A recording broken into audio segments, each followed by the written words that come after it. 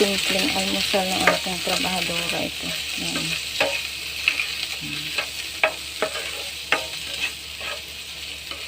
Yan ang almusal ni trabahadora.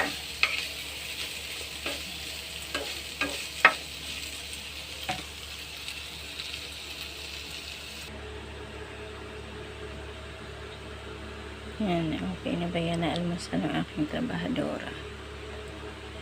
Saging, dragon fruits, and beans with pork and chicken.